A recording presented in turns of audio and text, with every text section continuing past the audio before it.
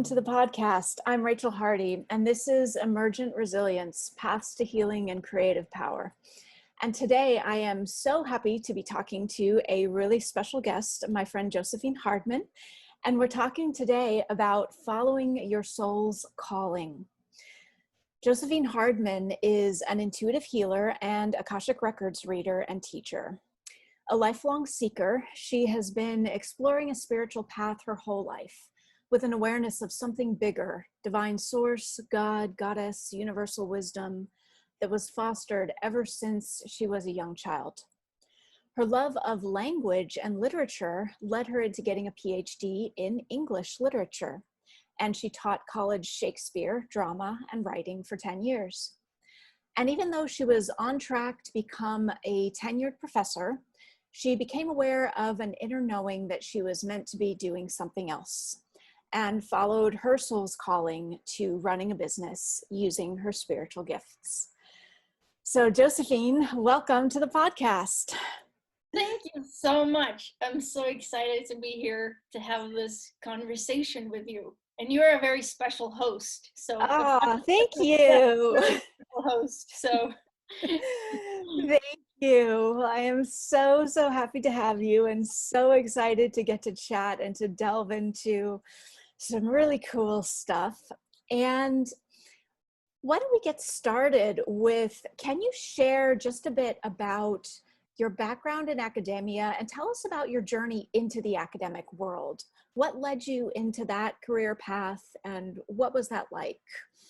yeah, that's such a great place to start. So if I go back, I'm just thinking, how far back do I go? Yeah. But I think it all really started with being an only child and being an introvert and finding such a place of solace and comfort and companionship in books and stories, and just going into the magic of books and stories. And I would just always be reading, like in the back of the car, underneath a tree, early in the mornings before anyone else would wake up. It was just one of my most favorite things to do. So that's really how it started. And then I naturally sort of followed that passion and that interest in books and stories over time. I was also, I've always considered myself a writer.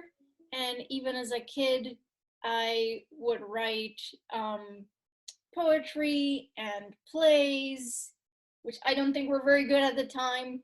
But it was still something that I would do just to get some creativity out.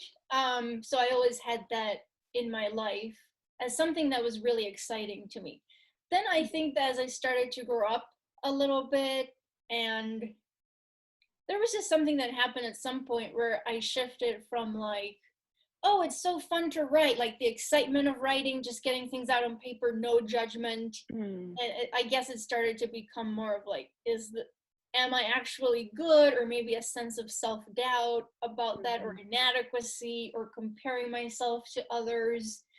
So eventually, once I got into college, and I knew right away that I was going to be an English major because of my love for literature. But at that point, it became more of, oh, now I need to study other people's writing and just go more down the path of like become a critic or a scholar and just study what other people have written. So I think there was a little bit or a lot of disconnection with my own creativity, my own voice, my own ability to express myself on the page with no judgment. As I started studying other people's writing, and then out of that naturally, well, the other thing was that I learned really early on that I could get a lot of external validation through my, I want to say gifts, I guess, just natural gifts with writing and reading and writing about other people's writing. So I could get a lot of external validation, acceptance, praise, rewards from the external world. So I just continued down that path because it felt just like the thing that I should do or that I had to do. So I went into grad school right after college and kept going down that path. And then it became, oh, well, I guess the next logical step is to become a professor. So that's really the path that I was on for a really long time. I thought that's what I would do. But then I started getting little, at first it was more like little inklings of, well, wait, maybe there's somewhere else I'm supposed to be. And then like that got louder over Yeah. time. Yeah. So I had to follow a different path, but that's basically how I got into the academic world in the first place. Awesome. Yeah. So that's so interesting because I'm hearing there was this dual thing of, on the one hand, it was your childhood passion and your dream and the reading and the stories and the magic, and there was this draw to it. And then at the same time, there was also this veering towards um, more about, oh, well, what do other people think, or am Yep. I doing it right, or Yep. the external validation of it. Yes. And I Yeah. think a Or lot of even, people can relate yeah, to that. for Yeah. sure. And even it became more of like, what is the end goal of writing something?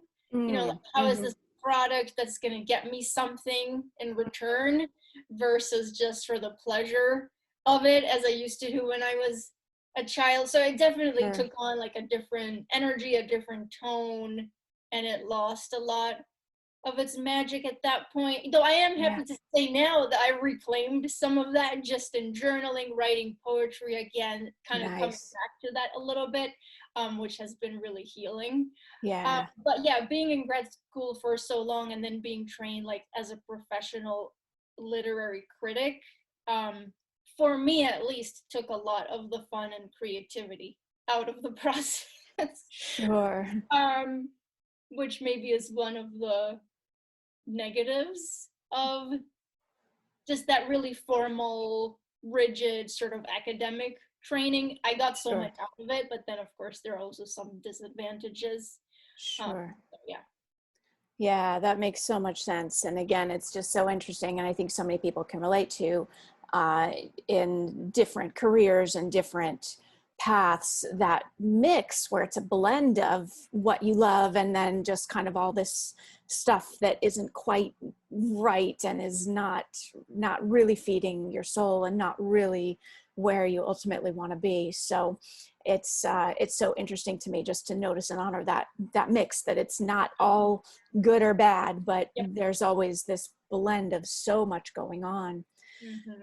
So yeah, so you said there was there started to be some early whispers or inklings or signals. I'm curious about what was the very first kind of glimmers of Mm-hmm. hmm, and it sounds like it was woven in there, but was there a clear moment when it was like, oh, maybe there's going to be another path, or just the new thought started to drop in, or I'm curious Yeah. about that. Yeah. Okay. So I can say a lot about that. Mhm.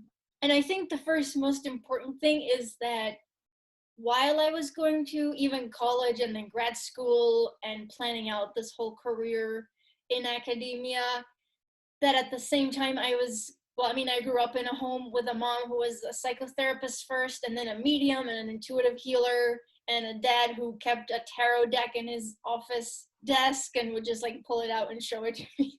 And like, look at these fun cards, and I would be mystified by that.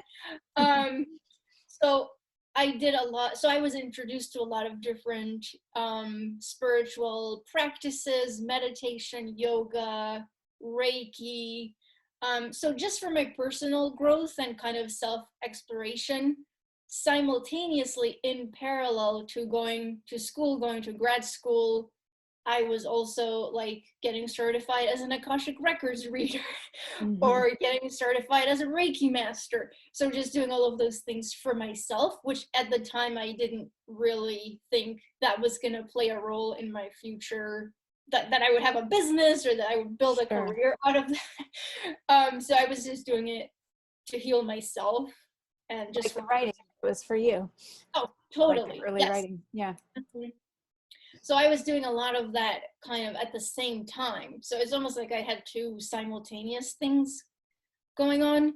Hmm. Um, and then, okay, so I started noticing in grad school, first of all, I always had issues with imposter syndrome in grad Mm-hmm. school, which I think is so common for so many Sure. people there. But I mean, it was really pronounced almost to the point where I would sometimes walk into a classroom and a large part of me was just thinking, what are you doing here? Hmm. Or what does it really mean that you're talking about all of these texts in these ways and like zooming in? Because sometimes to me it just felt really removed from the real world, you know, kind of just if we're talking about Hmm. like the insularity of the ivory tower, if Sure. you will. And I would see though my fellow grad students like being so passionate and having Mm-hmm. so much to say, and like really defending their arguments and all of these things, and I just felt like I didn't have the, I mean, I don't know what to call it, like the little bone or whatever it is, or the little thing in your brain, um that is just so passionate about all of that, because I just found myself not being able to care as much to that level. Mm-hmm. If that makes sense. I mean, I still Sure. took it really seriously at the time and it meant a lot to me and I Of worked really course. hard. But there was always this little voice in my head that kept saying, what does this really mean? How is it connected to the real world? How are you helping someone by being here? Um, Mm-hmm. is this really where you're supposed to be? So there was always just like a sense of not belonging there, that wasn't ultimately the real community for me, or that Mm-hmm. maybe there was somewhere else that I could be. So that's really how it started, with me going to class and then a part of me, I think my higher self, like hovering above my body and Mm-hmm.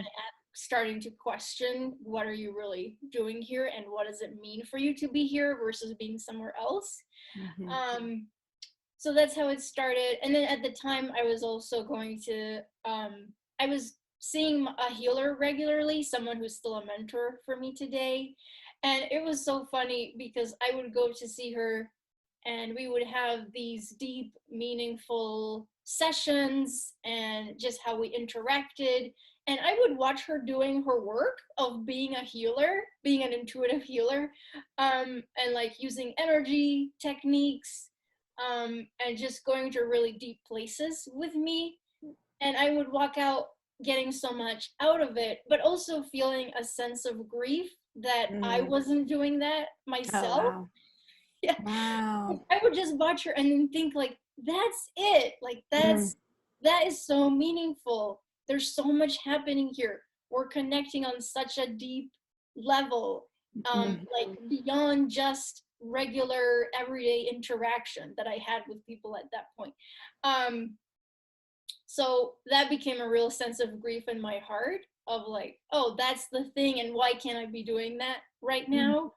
Um, so I knew eventually that I had to follow that voice or start to pay more attention to it and really explore what that sense of grief was about, or what was the disconnect between what I was doing in my daily life and my plans for the future and all of that versus this voice or just this feeling that was pulling me elsewhere. Mm. Awesome. So Mm. this voice or this feeling that was pulling me elsewhere. Yeah, yeah. And so what happened with that? Did the voice grow louder and did it turn into starting to think about, oh, I really need to make a change? Or what did the next piece of the journey look like? Yeah, so what happened was, now looking back, I understand more kind of the linear progression of this, but Sure. um, one of my, this was probably like my second to last year in grad school or so.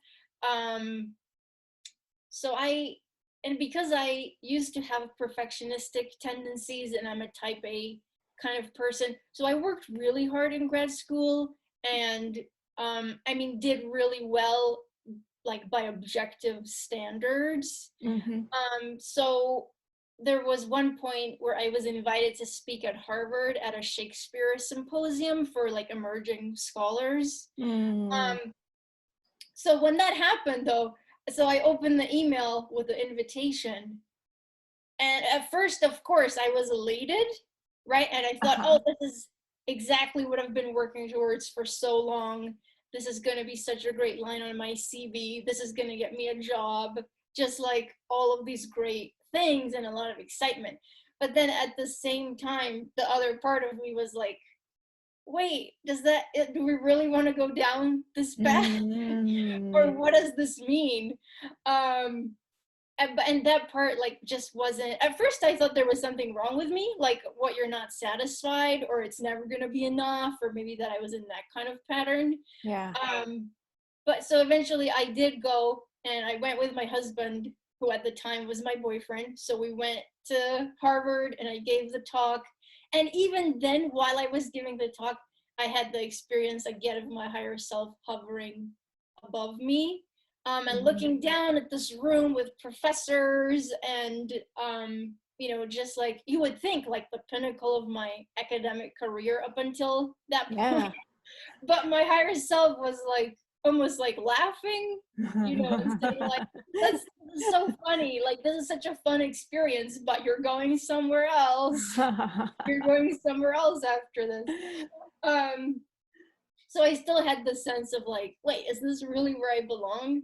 And to Yeah. me, a lot of it also felt like I was just playing a role, like in a big game or something, or Mhm. in a movie. Mhm.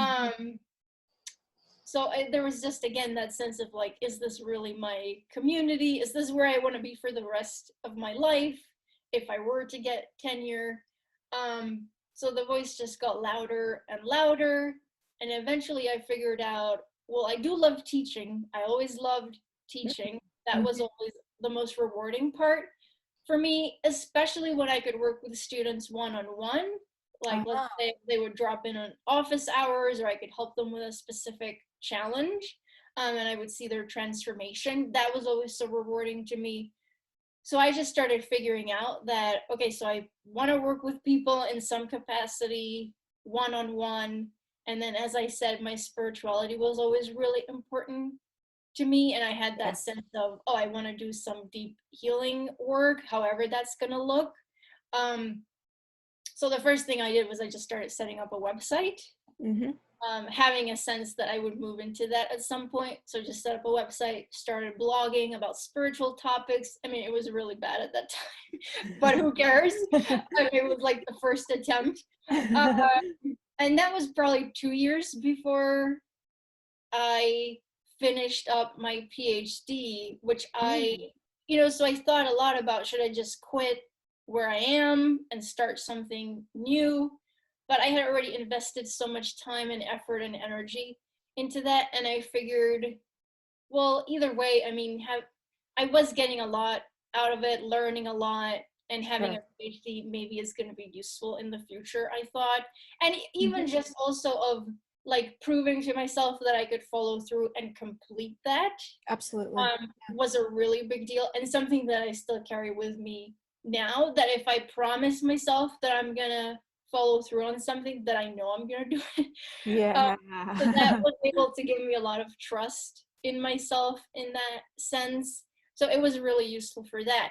Um, so I had set up my website, then I did my dissertation defense, and then like a month after that, I started my business. So it was pretty fast. Wow. A month after you got your PhD. That's Yeah, amazing. I knew. Yeah. Yeah, because it was either like go in the job market for an academic job, try to get something. But I mean, the Mhm. job market in itself is really intense. The process is really intense. You have to travel for interviews, so it's really expensive. And I knew Sure. that that's not what I wanted to do. So Yeah. I completed one thing. I gave myself a month of just celebrating that.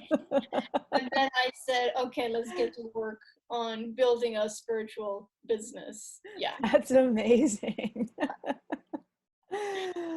Wow. And so you got to work on building your business. Yep.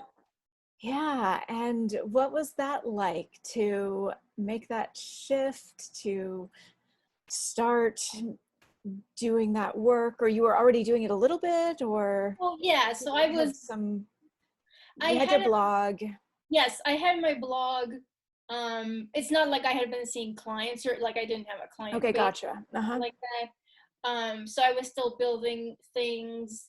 And then how it started was with, because by that point I already had a pretty clear understanding and knowledge of the tarot, and how the tarot works. So Mm-hmm. I started with that of just offering readings here and there. Just but without like putting that much pressure on myself of making anything specific happen, Yeah. just to test it out. So that's how it started, and very locally. So I just had a couple of people coming in for that, just word of mouth. Mm. um, and that's really what got the ball rolling. But yeah, so making the shift was, there was a lot of sense of relief, Oh. because I ultimately I figured out, had I stayed in the academic world, there was a lot there that was not going to be healthy for me based on my personality and my temperament, and because the academic world was really sort of feeding into some of my patterns that I mentioned before, like the perfectionism, or Mm-hmm. always having to get things just right, Yeah. being the best at everything. Just like compulsive things that were like I could feel in my body I was gonna get sick Mm-hmm. eventually, Yeah. if I stayed there, or it was just gonna totally drain my energy. So there was a sense of relief with that, Mm. and of like being able to take my energy back, if that makes Mm. sense. Yeah. Um, so there was relief, there was excitement, there was, oh yeah, this feels a lot more aligned, this feels a lot more like where I belong. Um, and there was also a lot of, holy crap, I don't know if I can swear, but Yeah. um, a lot of, okay, now I have to like replicate my income that I used to have with Mm. a total Sure. new business, start from scratch. There were also feelings of, what are people going to think Mm-hmm. of me? You know, my colleagues, professors, my advisor in the academic world, that all of a sudden, um, I was gonna start this spiritual business as a healer and not go down this path that everyone had expected me to go down. Um, so there was a lot of that and nervousness about that in the beginning. Now I don't Yeah. care, but in the beginning, um, and there was also, I mean, and then of course it was a steep learning curve because Mm-hmm. I didn't know anything about having a business. Yeah. Or and how to do all the things myself, even running a website or any of those things, marketing, Yep. had no idea about any of that. So that has been, I mean, I still learn about that every day. Yeah. But it was a really weird experience going from like the last few years in grad school where first of all, everything's laid out for you. Like, you know exactly what the next step is, Ah. right? Uh-huh. Like, here's the hoop that you need to jump through, and then here's Uh-huh. the next thing. And then if you do this, then you're going to get this result. So it's all very clear and mapped out. Versus jumping into your own business where it's like, okay, I wake up today, it's a Yeah. Tuesday. What do I do today? Right.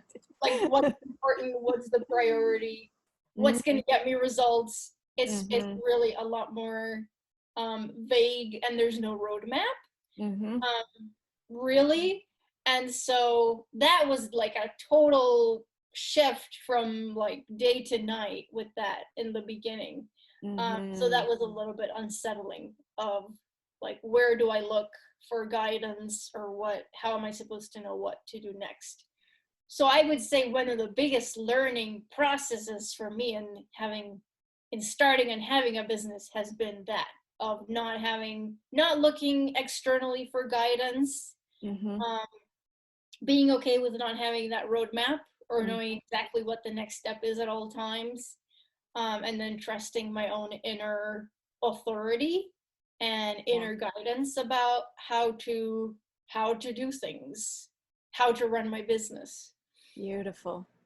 So it's so interesting. You came into this whole transition drawn by this need to follow your own inner knowing, prompting, guidance, and then it was sort of like, okay, crash course and dropping in and having to do it as you build a business. Yes. Oh, and you know what's funny? There was one moment, I always think back to this moment, and I've written about it in my blog. Mm-hmm. But when I was in the midst of still being in school, not knowing how I was going to get out or what I was going to do next, but knowing that I wanted to go down this path of spiritual healing. And at the time, I used to have a stationary bicycle in my bedroom. Mm-hmm. So one day, I was on the bicycle, just pedaling away.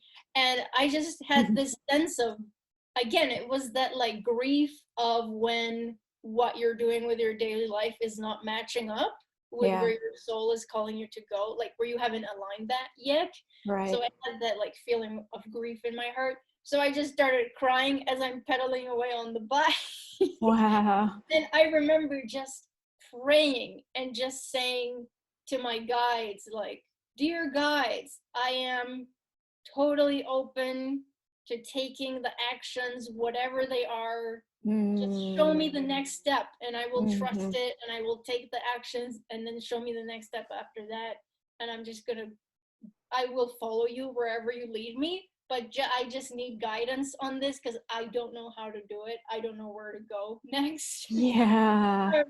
So I did that. And ever since then, I have gotten guidance. Mm-hmm. Like if I drop in and tune in, I get very clear guidance about what is aligned, what's not aligned, what am I trying to force that's really not meant to be, Uh-huh. how to loosen things up. So yeah, I just always remember that moment because it was really, I just felt like my heart cracked open and I was just so willing to follow whatever they were going to give me. Um, Yeah. so I've been doing that ever since. Yeah. And clearly you've been getting guidance because you've been now running your business full time for 5 years. Mm-hmm. And tell us a little bit more about the work you do. What's it look like today? Oh yeah, okay, What? that's so Yeah. fun. um, so today, and of course, as you know, as anyone knows if they're listening and they have their own business, things evolve and shift over time, They do. especially having your own business and your own healing business. It's like you are the business and the Yeah. business is you. Right? So as you evolve and change, then the business changes. Like I always joke that I'm updating my website every other month or so. Yeah. Something changes. Uh, so at this point, it has really become so crystal clear to me that my my primary modality has always been the Akashic records, Mm-hmm. and I still use the tarot here and there, but the records are really the primary modality. Mm-hmm. So I work with clients in, now I'm calling it, I just like to help people reconnect to the healer within, Mm. because I have found over time that my most aligned soulmate clients, they're all healers already, even if Mm-hmm. sometimes they don't know it. Uh-huh. Sometimes they do know it. Sometimes they know it, but they're feeling like self-doubt about that Right. fact. Mm-hmm. And sometimes they don't know it yet, but they eventually get there to that knowing. So helping them reconnect to that healer within, helping them become more powerful. And also I tend to see a lot of the same pattern, which is not surprising to me and it's not accidental. But I get a lot of clients who are learning how to um, create more space between them and external voices Mm. so they can listen more to that inner authority and become like sovereign beings Mm-hmm. in their own lives, and trust the inner guidance that comes through and then follow it accordingly. I get a lot of clients who are Beautiful. sort of in that process. Yeah. So that's how I use the records. And then I also teach my Akashic Records certification program. And it's so important to me to do that because I've really shifted over time from, I just don't align with this idea of like me being the oracle, right? Or people coming to me so that I can open their records because maybe they believe that they can't do it themselves, or that they don't have access to that, or that they need some kind of intermediary, which I get. Sometimes we all do need some of that, or just Sure. an external pair of eyes to look at things with us. But ultimately, I always try to remind my clients that they have the divine right to access the records or any kind of divine guidance. So I would always rather give them the tool than Empowering just them. Yeah. give them the reading and then, say, yeah. So I would rather give Yeah. them the tool so they can do it themselves. So I'm just teaching the certification program, which is an ongoing thing. I'm still doing it one-on-one at this point because I really get so much out of mentoring people individually, and they get so much out of it. And I also think just working with the records, there's such a huge responsibility in doing that. So I want to make sure that if I'm helping my students to set up their own businesses or setting them up to give professional readings, that they need to have a really solid foundation. So I want to be there with them every step of the way. So I'm still doing it that way at this point. I love that. Yeah, so those are the two main things that I'm doing. Now I'm putting together a little group for current and past students of the certification program, just so we deepen some of the work, and just learn some new techniques and energy work that they can do inside of the records. So that's really where the business is now. Awesome. What would you say is the most rewarding part for you of doing your work, running your business today? Well, I mean, there's so many rewarding. There's a lot. Um, Or a couple. oh no, I know. I'm gonna say, I think the most rewarding part, and still the part that is so humbling to me every time that it happens, is just being able to witness a clients or students' transformation, especially when they're coming out of, challenging circumstances or having those patterns of not believing in themselves. And then just seeing them like take their power back, which is not easy, right? And it takes a lot of courage to do that. But when I see them doing that and starting to get like their own aha moments and powerful insights, and starting to care less and less what others think, right? And letting go of that stuff, and following just their own heart and their own gut about where they're supposed to go or where they want to go. That is probably the most rewarding part, and also humbling that they allow me to witness that process and that I'm there with them for a little bit of that process.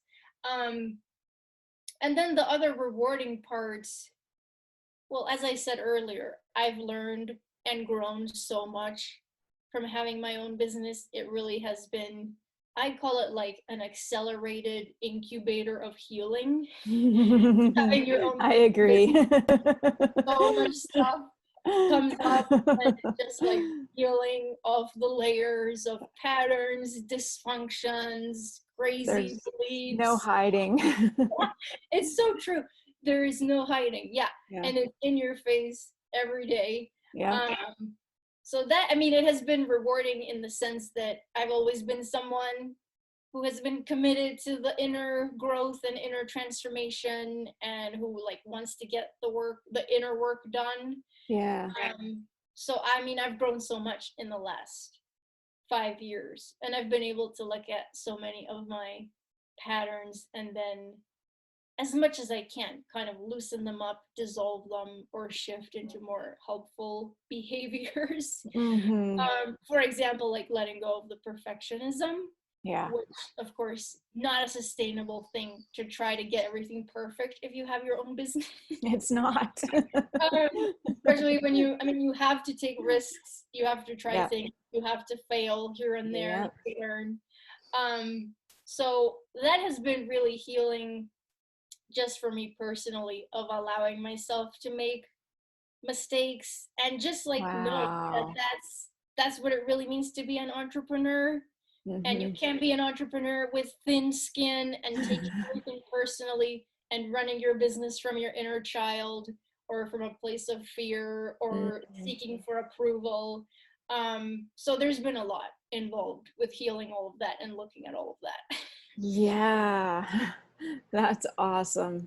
Yeah. Yeah. Really cool.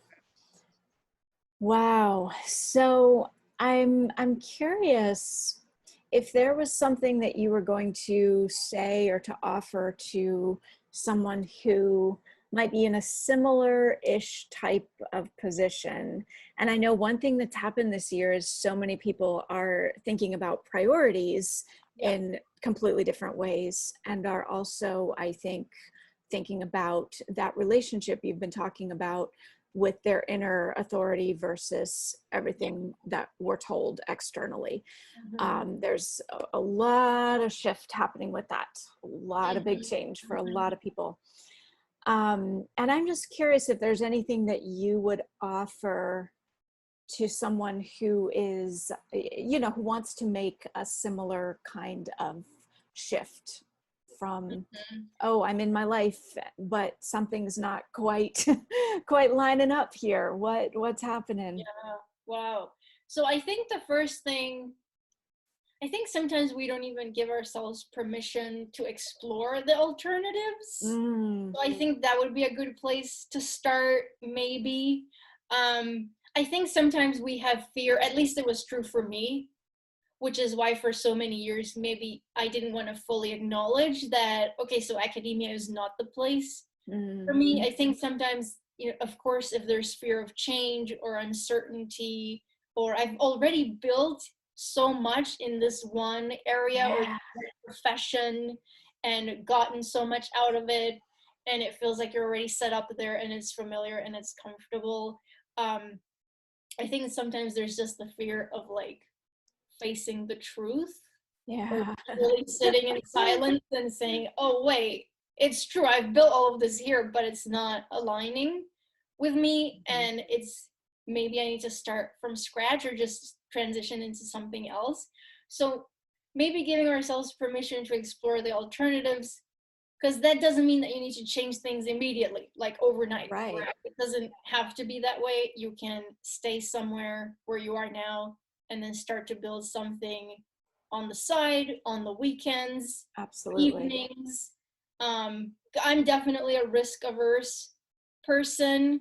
Um, so I don't, and I know some people are really okay with just saying like, oh, I know that this is not for me, so I'm just going to quit today and then start something new tomorrow. And that's fine too. But it's also okay to do it gradually. Absolutely. So Yeah. giving yourself permission to explore the alternatives, giving yourself permission to really listen to the guidance, the whispers, all of those things we were saying before that are coming Hmm. through. It's okay to listen to them. Like just gather information about what you're noticing or what you're feeling. Doesn't mean you need to change it immediately.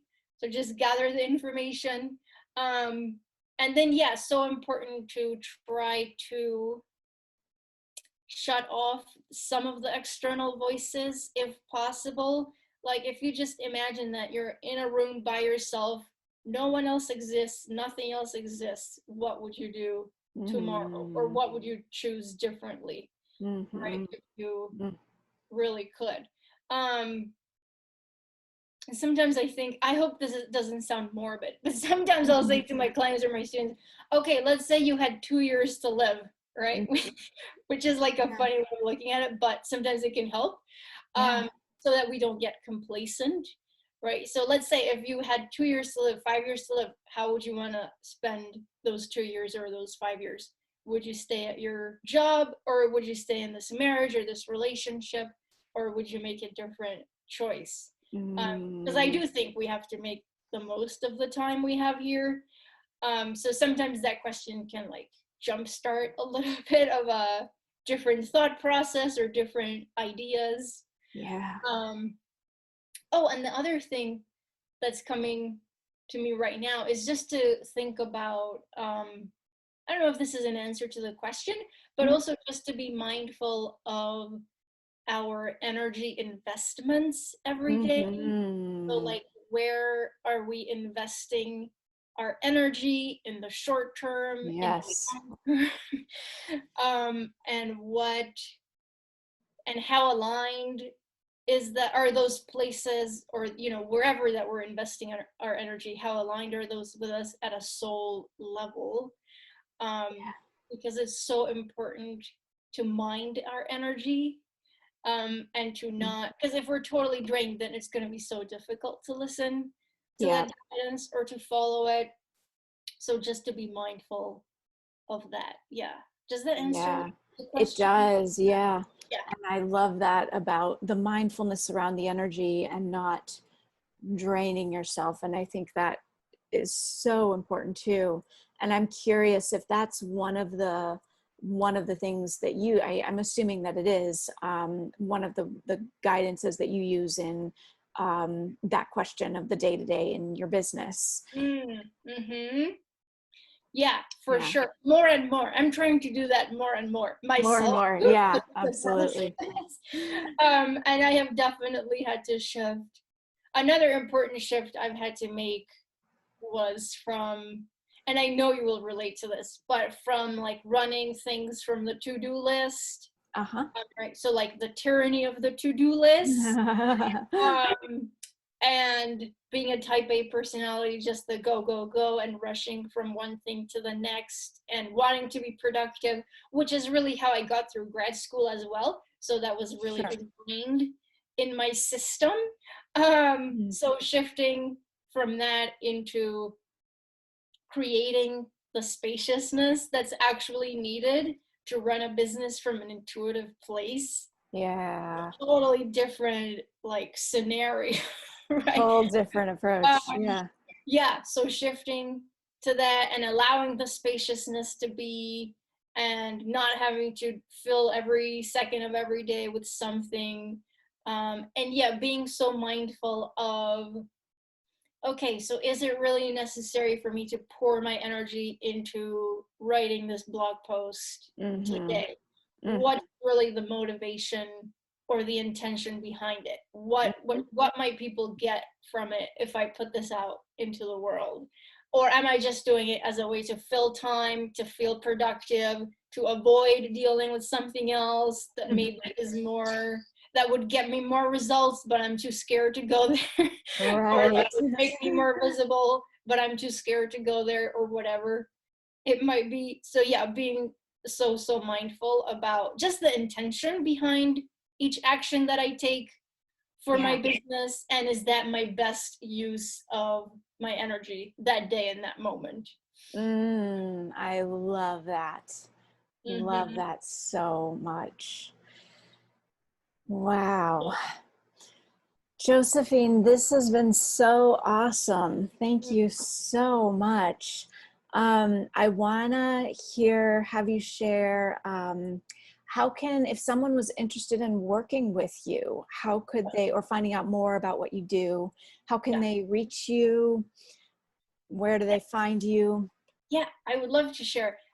So really the main place to go is my website, which Is your is website. josephinehardman.com. So just my name.com. And from there, people can go over to my podcast, which is Inner Work, a Spiritual Growth Podcast. They can also look at the blog, and they can connect to my Instagram account, where I run monthly challenges that are totally free, so people can jump in at any point, and just try to offer guidance every day on living this sort of authentic, heart-centered, just courageous life, right? Um, and yeah, so that's where people can go and just branch out from there to look at all the other things. I love it. Living this heart-centered, courageous, authentic life. Yeah. Well, because Awesome. as you know, it takes so much courage, right? To do It the takes healing work for real, to not go into spiritual bypassing, right? Stay present even when we get triggered, all of that stuff. So absolutely.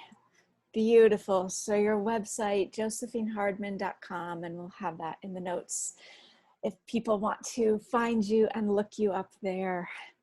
okay. Well, Awesome. thank you so much for having me. This was so great. Josephine, thank you. Thank you so much for sharing so freely and so wisely. I hope so. I hope so. Yeah. Always, always so good to connect. Yeah. All right.